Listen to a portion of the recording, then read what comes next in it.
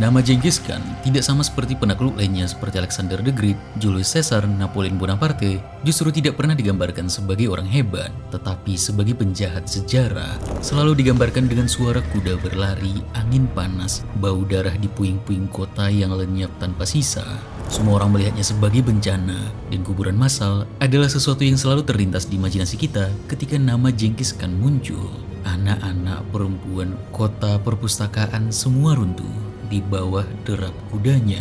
Angka-angka kematian yang dilekatkan kepadanya begitu besar, seolah-olah kematian itu sendiri kelelahan untuk dihitung. Dia jadi semacam simbol kengerian total, sebuah bukti bahwa peradaban sebesar, semegah, dan selama apapun berdiri bisa hancur. Mereka menghancurkan, mereka membakar, mereka membunuh, mereka menjarah, lalu mereka pergi. Namun keganjilan mulai muncul ketika kita mulai semakin dekat memandang bahwa di balik sosok yang kita kutuk sebagai monster itu ada jejak seorang anak yang kelaparan, anak yang ditinggalkan oleh dunia jauh sebelum ia mencoba menaklukkannya. Tidak ada takdir suci dari gereja, mahkota yang menunggu karena darah keturunan, yang ada hanya stepa dingin, hukum rimba, dan pelajaran brutal tentang kehidupan, bahwa jika kita lemah, kita akan dilenyapkan. Sejarah pun menjadi tidak nyaman. Bagaimana mungkin teror sebesar ini justru membuka jalur perdagangan di atas puing-puing kota yang dibakar? Bagaimana mungkin hukum, toleransi beragama, dan stabilitas muncul dari tangan yang sama yang menenggelamkan dunia dalam darah? Genghis Khan memaksa kita menatap kenyataan yang jarang ingin kita akui, bahwa dunia tidak selalu dibangun oleh orang-orang baik. Genghis Khan dikutuk oleh mereka yang kalah dan dipuja oleh mereka yang lahir dari runtuhan itu.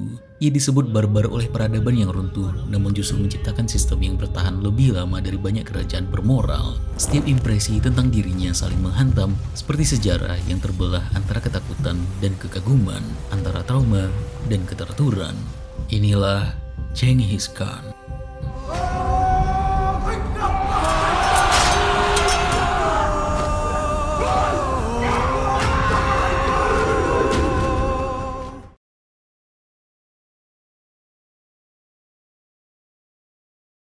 Jauh sebelum nama Genghis Khan menggema sebagai teror lintas benua, ada sebuah dunia yang terus bergerak. Stepa Eurasia, hamparan luas tanpa tembok kota, tanpa ladang permanen, dan tanpa janji keamanan. Di sini tanah tidak dimiliki, hanya dilalui. Musim tidak diprediksi, hanya dihadapi. Hidup tidak direncanakan jauh ke depan, hanya dipertahankan hari demi hari. Geografi stepa membentuk segalanya. Padang rumput memaksa mobilitas, kelangkaan meniadakan penyimpanan, dan ketidakpastian menjadikan kesiapan sebagai syarat utama untuk bertahan hidup. Tidak ada kota untuk berlindung ketika musim dingin datang, tidak ada panen untuk disandarkan ketika ternak mati. Bertahan hidup bukan soal kerja keras semata, melainkan soal membaca ancaman dan menyerang sebelum diserang, menggembala, merampas, bersekutu, lalu mengkhianati mengikuti satu logika yang sama. Jangan pernah berhenti bergerak, jangan pernah bergantung. Karena itu, masyarakat stepa tidak melahirkan negara dalam pengertian klasik. Tidak ada institusi stabil, birokrasi berlapis, atau hukum tertulis yang bertahan lintas generasi. Kekuasaan hampir selalu sementara, cair, dan bergantung pada kekuatan personal. Ketika seorang pemimpin melemah, dunia tidak menunggu reformasi. Dunia itu runtuh. Adat mereka tidak mengenal kota maupun tembok pertahanan. Mereka hidup dengan berpindah-pindah mengikuti air dan padang rumput. Fragmentasi politik di antara bangsa Mongol adalah konsekuensi langsung dari dunia ini. Mereka hidup dalam klan dan suku, terikat oleh garis darah dan ingatan panjang tentang pengkhianatan. Loyalitas tidak diarahkan pada abstraksi seperti negara atau hukum, melainkan pada keluarga dan pemimpin yang mampu memberi makan serta perlindungan. Ketika itu gagal, loyalitas pun berakhir. Pengkhianatan tidak dipahami sebagai pelanggaran moral, melainkan sebagai syarat untuk bertahan hidup. Akibatnya, kekerasan tidak pernah benar-benar berhenti. Pembalasan menjadi bahasa politik, dan stabilitas hanya muncul sebagai jeda singkat antara satu konflik dengan konflik berikutnya. Dunia ini, kalau kita menggunakan bahasa sekarang, sering disalahpahami sebagai primitif, padahal sebenarnya ia sangat rasional. Hanya saja rasionalitasnya tidak berakar pada aturan tertulis, melainkan pada realitas paling keras dari kehidupan. Kekerasan menjadi cara dunia ini mengatur dirinya sendiri. Di balik semua itu, masyarakat stepa memiliki kepercayaan kosmis. Tengri, langit abadi, bukan dewa moral yang menghakimi niat, melainkan kekuatan yang menampakkan diri melalui hasil. Yang bertahan dianggap selaras dengan langit, yang runtuh dianggap ditinggalkan olehnya. Seorang pemimpin dipercaya bukan karena hak ilahi atau garis keturunan, tetapi karena ia terus menang, terus memberi makan, terus melindungi. Kekuasaan adalah tanda bahwa langit masih berpihak kepadanya. Ada satu tulisan yang tidak diketahui penulisnya siapa, dipercaya ditulis setelah kematian Genghis Khan di tahun 1227 untuk keluarganya, yang menuliskan dengan kekuatan langit abadi, Tengri, Genghis Khan dilahirkan. Dari dunia seperti inilah, Genghis Khan akan muncul sebagai konsekuensi. Temujin, namanya sebelum diberi gelar Genghis Khan, tidak lahir sebagai tokoh yang dijanjikan sejarah. Ia lahir dari darah bangsawan kecil yang nyaris tak berarti di antara hiruk-pikuk klan Mongol. Ayahnya, Yesugei Batur, memang seorang pemimpin minor, memiliki nama, memiliki pengaruh terbatas, tetapi tidak cukup kuat untuk menjamin masa depan anaknya. Tidak ada nubuat, tidak ada tanda langit, tidak ada mitologi kelahiran di awal kelahirannya. Kita tahu betul bahwa mitologi-mitologi itu tertulis setelah kemenangannya, bukan di saat kelahirannya sendiri. Temujin sebenarnya memasuki dunia seperti kebanyakan manusia lain di stepa, tanpa perlindungan selain reputasi rapuh seorang ayah, dan reputasi itu runtuh terlalu cepat. Ayahnya diracuni oleh musuh lama, kelompok Tatar yang sebelumnya pernah dikalahkan dan dipermalukan oleh ayahnya. Sebuah kematian yang sunyi dan biasa dalam dunia yang penuh dendam. Dengan kematian itu, posisi keluarga Temujin langsung berubah. Klan yang sebelumnya mengikuti ayahnya tidak lagi melihat alasan untuk bertahan. Mereka pergi satu persatu, meninggalkan janda dan anak-anak di tengah stepa. Dalam satu momen, Temujin berpindah dari anak bangsawan kecil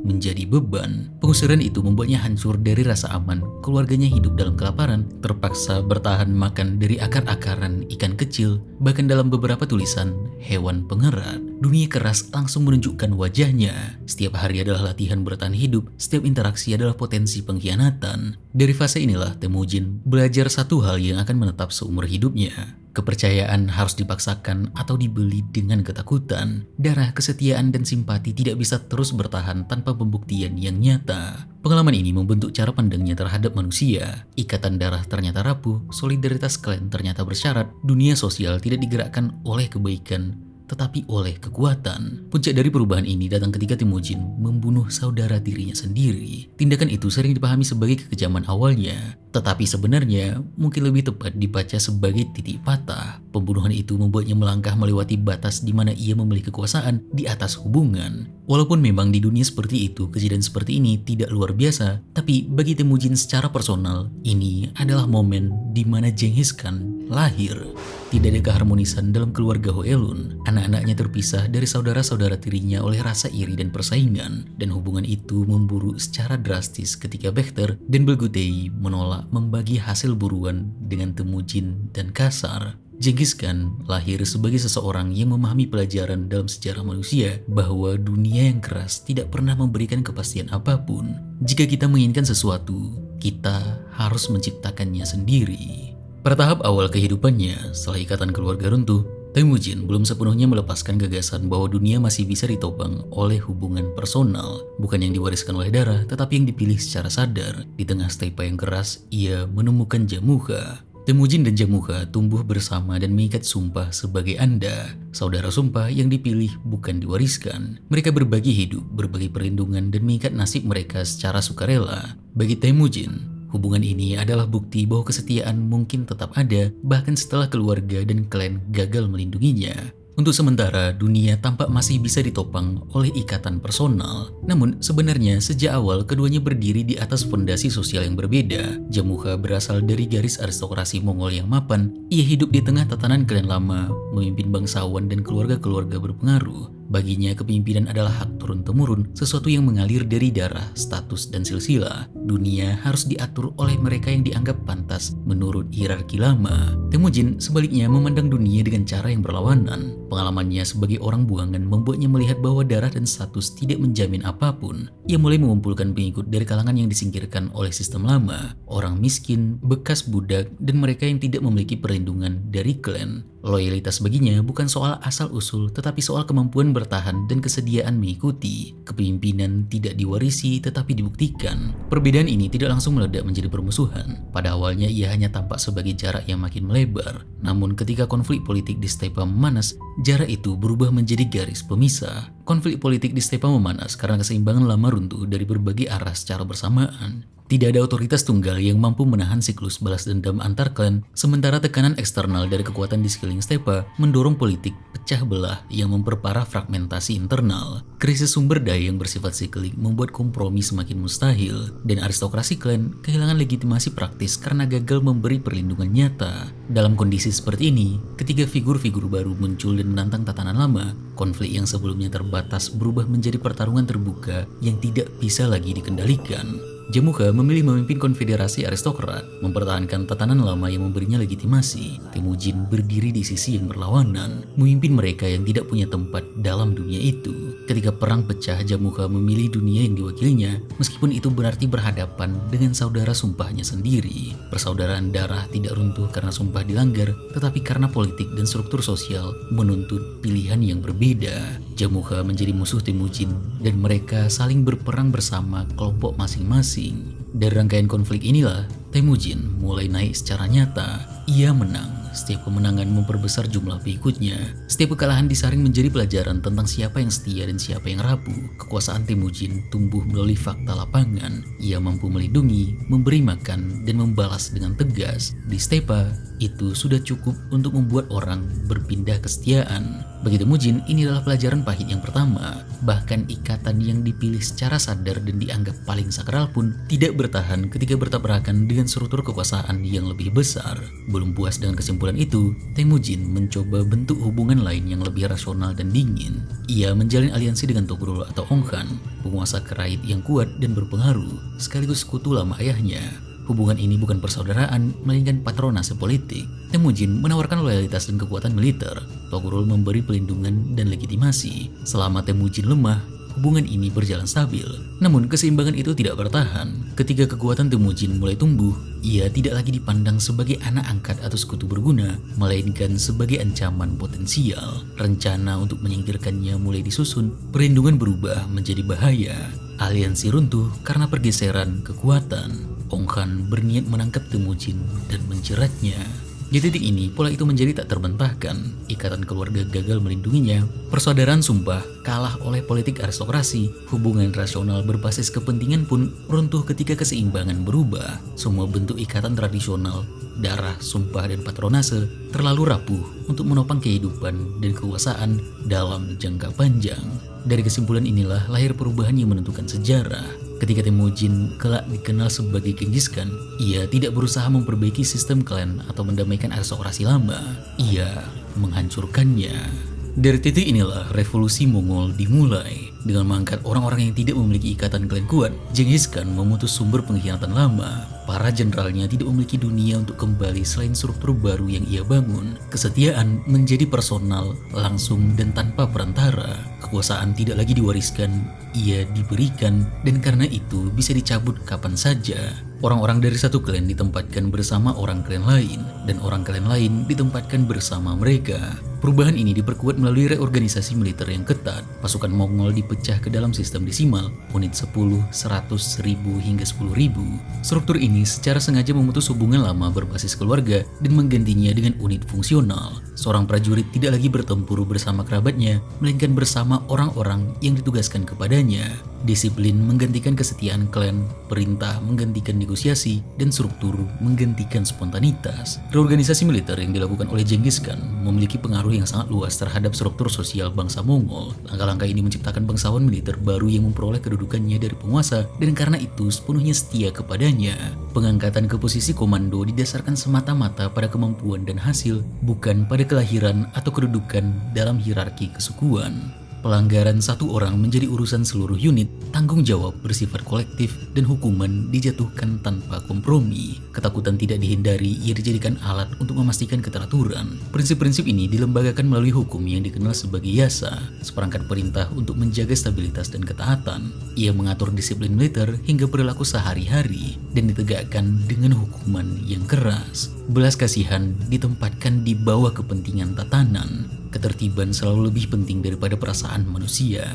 Ia menetapkan hukum dan perintah yang keras dan tidak membiarkan seorang pun melanggarnya, baik dari kalangan bangsawan maupun rakyat jelata. Di titik inilah watak kekuasaan Genghis Khan menjadi jelas. Di bawah kendalinya, kekerasan tidak lagi liar dan sporadis, melainkan terukur, terorganisasi, dan dapat diprediksi. Genghis Khan menyusun kekerasan menjadi fondasi kekuasaan. Proses ini mencapai titik akhirnya ketika Temujin mulai menundukkan satu demi satu suku Mongol. Para rival lama dikalahkan tanpa kompromi, dan elit-elit tradisional yang selama ini menopang tatanan klan dieksekusi atau disingkirkan.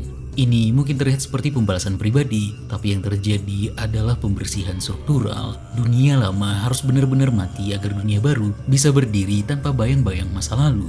Dua pertimbangan membentuk dasar langkah-langkah yang kemudian diperkenalkan oleh Genghis. Kekuasaan para kepala suku harus dikurangi, dan sebuah unit inti harus diciptakan yang akan sepenuhnya setia kepada penguasa dan melaksanakan kebijakannya, apapun kebijakan itu. Dengan runtuhnya kekuatan-kekuatan saingan, untuk pertama kalinya bangsa Mongol tidak lagi terpecah oleh garis darah dan dendam turun-temurun. Kekuasaan tidak lagi tersebar di antara banyak pemimpin rapuh, tetapi terpusat pada satu figur. Namun, figur ini tidak lagi berdiri sebagai kepala klan di antara klan lain. Ia berdiri sebagai sumber tatanan baru. Pada tahun 1206, sebuah kurultai diselenggarakan. Di hadapan para pemimpin dan prajurit, Temujin diberi gelar baru, Genghis Khan, momen yang menjadi pengakuan politik bagi bangsa Mongol sebagai pemimpin baru. Dan secara personal, mungkin bagi dirinya sendiri, Temujin, manusia dengan sejarah luka, kelaparan, dan pengkhianatan, secara simbolis berakhir di sini. Inilah kematian Temujin. Yang tersisa bukan manusia dengan kerentanan, tapi seorang manusia yang tertulis sebagai teror sejarah. Dia adalah Genghis Khan.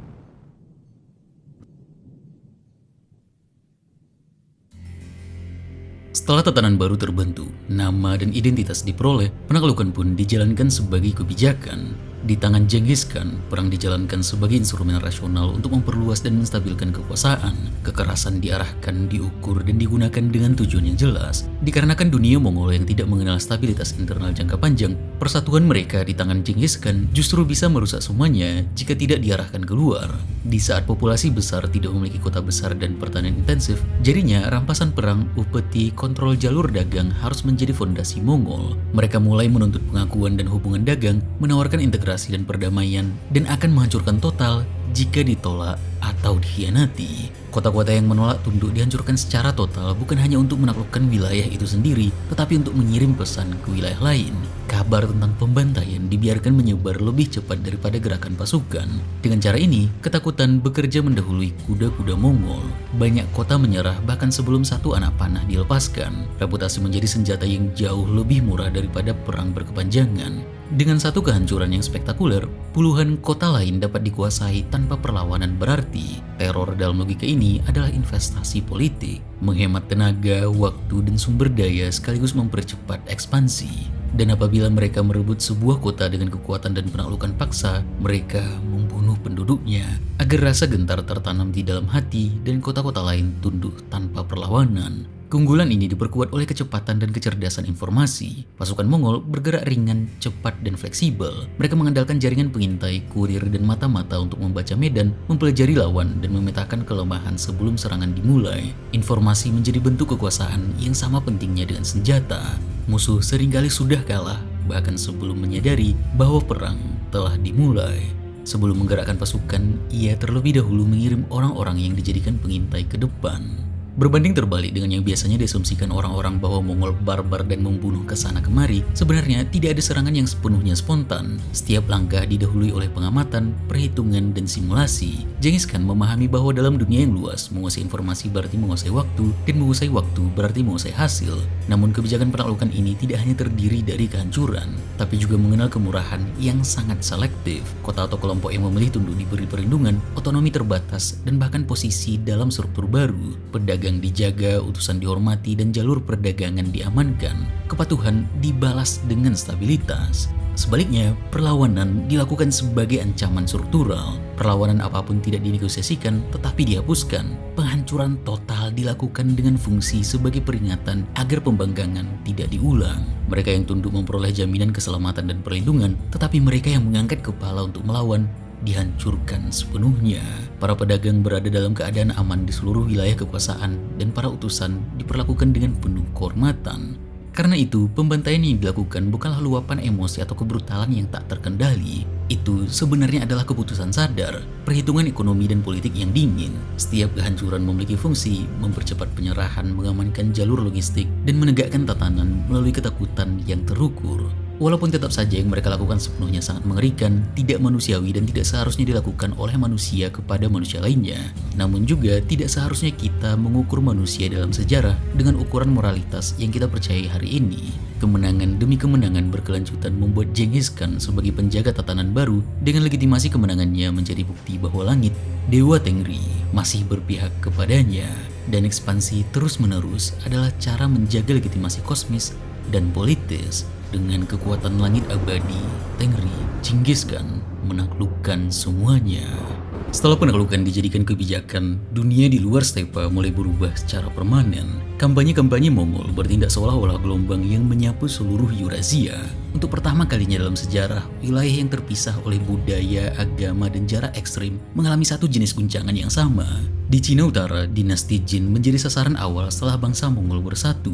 Serangan tidak diarahkan langsung pada satu pusat kekuasaan, tetapi dilakukan melalui rangkaian penyerbuan cepat ke wilayah perbatasan, desa penyangga, dan jalur komunikasi. Pasukan Mongol menembus wilayah Jin melalui rute yang jarang dijaga, bergerak jauh ke pedalaman, lalu menghilang sebelum pasukan utama Jin sempat berkumpul. Kota-kota bertembok tidak langsung dikepung tetapi diputus dari lingkungan sekitarnya. Lumbung dihancurkan, desa-desa dikosongkan, dan jalur suplai dirusak. Akibatnya, garnisun besar di dalam kota kehabisan makanan dan informasi, meskipun tembok mereka masih berdiri utuh. Walaupun sebuah kota bertahan dengan pertahanan yang kokoh, jika di luar tidak ada bantuan pangan, maka dalam jangka waktu lama kota itu akan runtuh dengan sendirinya.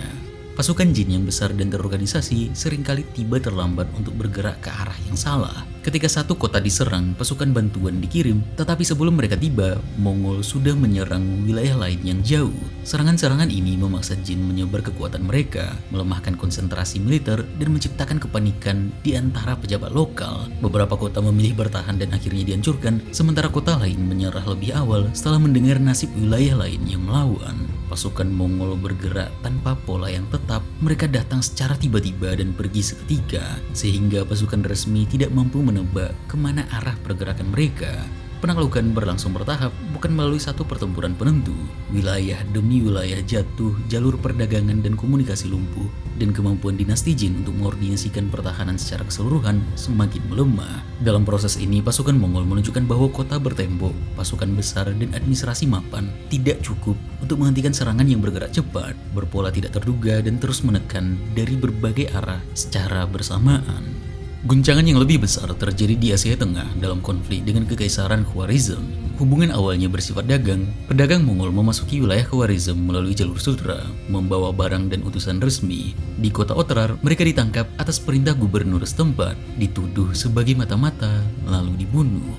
Ketika Genghis Khan mengirim utusan untuk menuntut pertanggungjawaban, utusan itu juga dihina dan dieksekusi. Insiden ini mengakhiri segala kemungkinan negosiasi. Seandainya ada seseorang yang mengatakan bahwa dunia ini sejak Tuhan menciptakan Adam hingga hari ini belum pernah ditimpa bencana seperti ini, maka ia berkata benar. Serangan Mongol yang menyusul tidak diarahkan sebagai penaklukan simbolis, tetapi sebagai operasi militer menyeluruh. Pasukan dibagi ke beberapa kolom dan menyerang dari arah yang tidak terduga, menembus wilayah gurun dan pegunungan yang dianggap mustahil dilalui tentara besar. Kota-kota utama seperti Otrar, Bukhoro, dan Samarkand diserang satu persatu. Seperti sebelumnya, sebagian bertahan dan dihancurkan sepenuhnya, sebagian menyerah setelah mendengar nasib kota lain. Garnisun besar runtuh bukan karena kekurangan tembok, tetapi karena terputus dari bantuan dan koordinasi. Kekuasaan Khwarizm runtuh dengan cepat. Shah Muhammad II melarikan diri dari kota ke kota tanpa sempat mengonsolidasikan pertahanan, sementara pasukan Mongol terus menekan tanpa memberi ruang pemulihan. Jalur perdagangan diamankan kembali di bawah kendali Mongol, sementara pusat-pusat perlawanan dihancurkan sebagai peringatan. Kampanye ini tidak berhenti pada penaklukan wilayah, tetapi menghapus kemampuan Khwarizm untuk mengganggu arteri ekonomi yang menopang Imperium Mongol. Dalam waktu singkat, Asia Tengah berubah dari wilayah dagang mandiri menjadi bagian dari jaringan kekuasaan Mongol yang lebih luas. Selama bertahun-tahun aku berpaling dari penulisan peristiwa ini karena menganggapnya terlalu dahsyat dan merasa enggan menyebutkannya. Dari sini, dunia Persia dan Islam memasuki fase kehancuran yang belum pernah dialami sebelumnya. Pusat-pusat urban yang telah berdiri berabad-abad runtuh dalam hitungan minggu di bawah Mongol. Populasi berkurang drastis, struktur sosial terputus, dan ingatan kolektif mengalami trauma mendalam. Namun di atas reruntuhan itu, jalur perdagangan justru menjadi lebih terhubung, lebih aman, dan lebih terintegrasi di bawah satu kekuasaan. Ke arah barat, pasukan Mongol bergerak melalui wilayah Kaukasus dan Stepa Pontic, melakukan operasi pengintaian berskala besar. Pasukan di bawah Subutai dan JB menembus wilayah Rus, Alan, Kipchak, hingga mencapai perbatasan kerajaan-kerajaan Eropa Timur. Mereka tidak membangun administrasi, tidak menduduki kota dalam jangka panjang, dan tidak meninggalkan garnison tetap. Pergerakan ini berfungsi untuk memetakan medan, menilai respons militer, serta menguji kekuatan politik setempat. Datanglah bangsa-bangsa yang tidak dikenal dan tak seorang pun mengetahui siapa mereka dan dari mana mereka datang. Seperti angin puyuh, mereka melintasi negeri itu, lalu menghilang. Dalam prosesnya, kota-kota dan pasukan feodal dipaksa bereaksi terhadap pola perang yang tidak mereka kenal. Pasukan Mongol bergerak cepat, memancing pengejaran, lalu menghancurkan lawan melalui serangan balik terkoordinasi. Pertempuran seperti di Sungai Kalka memperlihatkan bagaimana koalisi Rus dan Kipchak dapat dikalahkan oleh pasukan yang lebih kecil, namun fleksibel dan terinformasi. Struktur feodal yang lamban bergantung pada pemanggilan bangsawan dan pasukan lokal tidak mampu merespons serangan yang tidak terpusat dan tidak terikat musim. Suatu bangsa yang tidak dikenal datang dari timur dengan keganasan dan kecepatan yang belum pernah terdengar. Melintasi negeri-negeri, menghancurkan bala tentara, tidak menetap di wilayah manapun, melainkan membinasakan segalanya. Setelah tujuan pengintaian tercapai, pasukan Mongol mundur ke timur tanpa upaya konsolidasi wilayah. Namun dampaknya bersifat permanen. Peta kekuatan, jalur logistik, respons militer, dan kelemahan politik Eropa Timur telah tercatat dengan rinci. Kampanye ini memastikan bahwa ketika Mongol kembali beberapa dekade kemudian, mereka tidak akan datang sebagai penjelajah, melainkan sebagai kekuatan yang sudah memahami medan dan musuhnya. Dampak dari kampanye-kampanye ini melampaui batas teritorial. Demografi berubah secara drastis akibat pembantaian dan perpindahan massal. Jalur perdagangan bergeser dan terkonsolidasi di bawah perlindungan Mongol. Yang paling dalam, psikologi politik Eurasia mengalami pergeseran. Dunia tidak lagi merasa aman di balik tembok atau jarak. Untuk pertama kalinya, muncul kesadaran bahwa sebuah kekuatan dari stepa mampu menjangkau hampir seluruh dunia yang dikenal dan melakukannya dengan efisiensi yang mengerikan. Di balik citra kehancuran total, kekuasaan Mongol menyimpan sisi yang sering diabaikan. Setelah wilayah-wilayah ditundukkan, tujuan utama bukanlah penyeragaman budaya atau pemaksaan keyakinan, melainkan stabilitas. Genghis Khan tidak memandang agama sebagai ancaman selama ia tidak mengganggu tatanan. Karena itu, di dalam imperiumnya, umat Muslim, Kristen, dan Buddha hidup berdampingan tanpa tekanan untuk berpindah iman. Kepercayaan bersifat privat, kesetiaan bersifat publik. Apa yang seseorang yakini tidak relevan selama perilakunya tunduk pada hukum dan perintah. Di antara bangsa Mongol, tidak seorang pun dianiaya karena hukum atau agamanya. Orang-orang beragama tidak diganggu selama mereka tidak menunjukkan sikap perlawanan.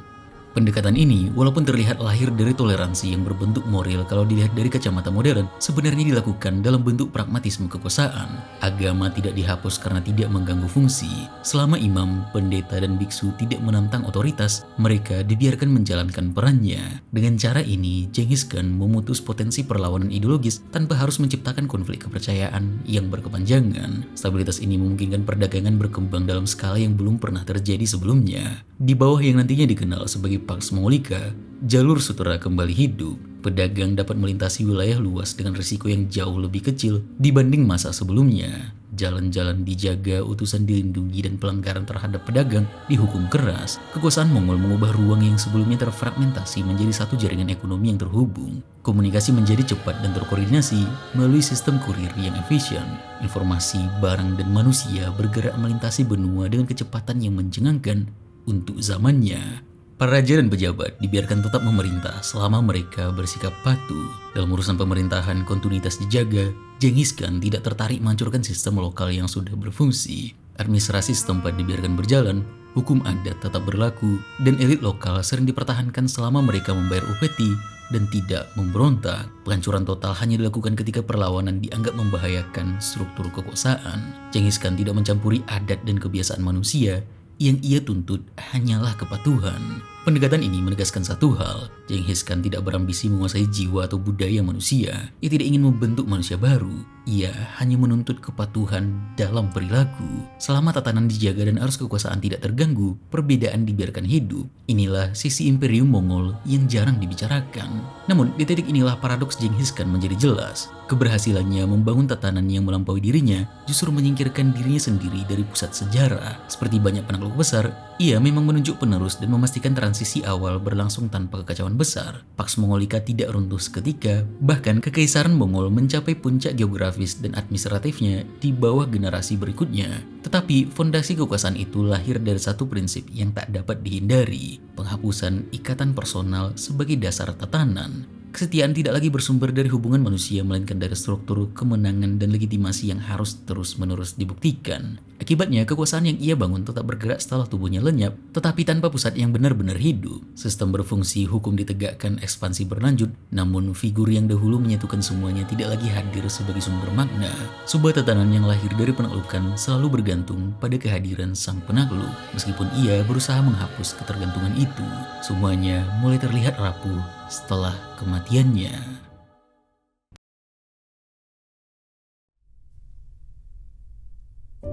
Kematian Genghis Khan datang tanpa penjelasan yang memuaskan. Tidak ada satupun sumber primer yang memberikan narasi pasti tentang bagaimana ia meninggal. Di Secret History of the Mongols, sumber terdekat dengan lingkaran internal Mongol hanya mencatat bahwa ia wafat tanpa sebab, tanpa kronologi, tanpa dramatisasi. Sumber-sumber Persia seperti Zuvaini dan Rashid al-Din mencatat beberapa kemungkinan: luka akibat jatuh dari kuda, cedera karena kampanye melawan Sisya, atau penyakit yang memburu. Namun, tidak mengafirmasi satu versi pun sebagai kebenaran final. Kronik-kronik Cina pun bersifat administratif dan singkat, sekedar mencatat wafatnya Khan di tengah kampanye, tanpa upacara publik atau kisah heroik. Tidak ada saksi agung, tidak ada kata terakhir yang diabadikan, bahkan tidak ada makam yang diketahui, tidak ada monumen, tidak ada kubah, tidak ada lokasi ziarah. Tubuhnya dikuburkan secara rahasia dan setiap jejak yang mungkin mengarah ke sana dihapus. Mungkin saja ini adalah ekspresi dari tradisi Mongol, di mana kematian penguasa tertinggi bukan seharusnya menjadi peristiwa yang dipertontonkan, melainkan diselubungi, dihapus dari ruang publik, dan dibiarkan berada dalam bayang-bayang. Tradisi oralnya menyebutkan bahwa mereka yang terlibat dalam prosesi pemakaman dibunuh untuk menjaga kerahasiaan itu.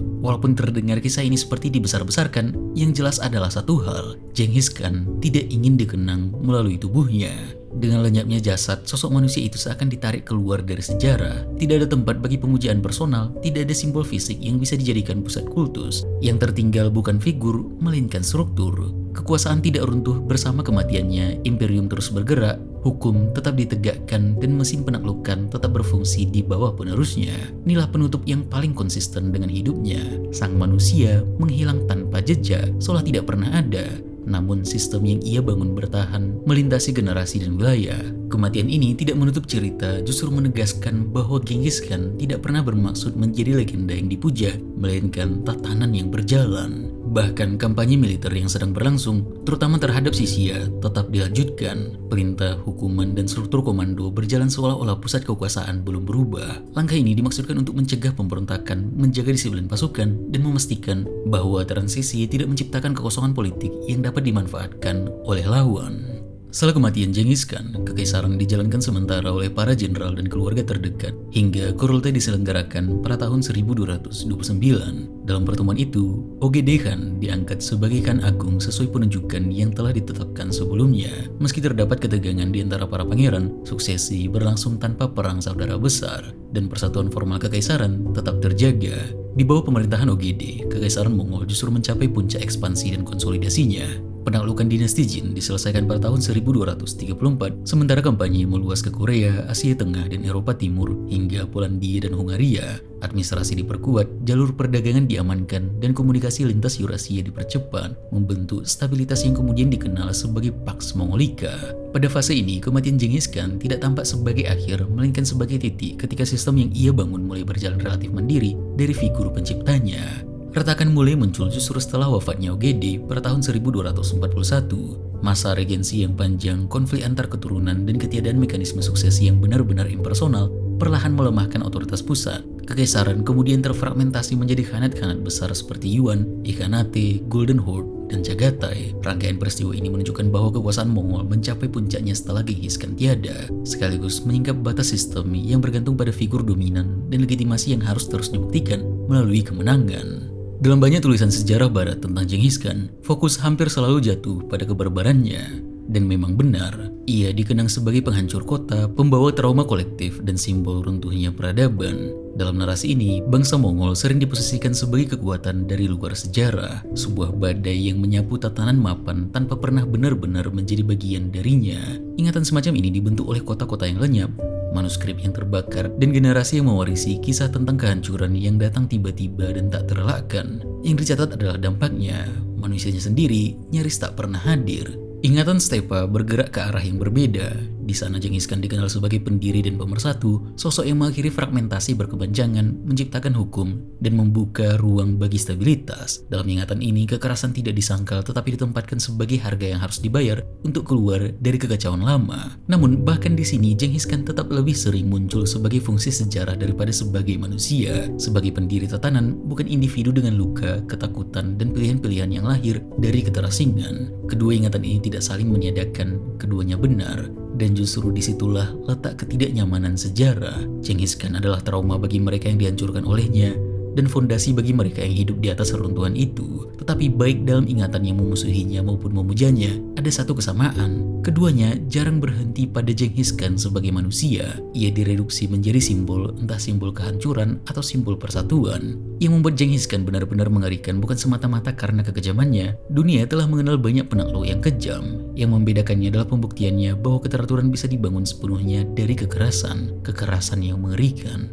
dan tetap berfungsi dengan efisiensi yang melampaui banyak imperium yang mengklaim moralitas, yang menunjukkan bahwa stabilitas tidak selalu lahir dari kebajikan dan hukum tidak selalu tumbuh dari belas kasihan. Dalam kasusnya, hukum lahir dari ketakutan dan justru karena itu ditaati. Kekuasaan bekerja bukan karena diyakini benar, tetapi karena tidak menyediakan alternatif lain. Barangkali disinilah kegagalan paling halus dalam banyak penulisan tentang Genghis Khan. Dengan terlalu cepat mengubahnya menjadi monster atau pendiri agung, kita menghindari pertanyaan yang lebih tidak nyaman. Bagaimana seorang manusia dengan sejarah pengkhianatan, kelaparan, dan keterbuangan dapat sampai pada kesimpulan bahwa dunia hanya bisa ditata melalui paksaan total? Genghis Khan dari penggambaran ini jadi terlihat sebagai kemungkinan paling gelap, walaupun mungkin sangat kecil terjadi, bahwa manusia ketika bertahan hidup penuh dengan efisiensi dan kekuasaan bergerak dalam satu garis lurus tanpa batas moral karena sudah kehilangan semua fondasi atasnya dari kehidupan di waktu kecil. Dan mungkin justru karena itu, Genghis Khan, entah karena memang tulisan sejarahnya yang kurang lengkap atau memang orang enggan melihatnya,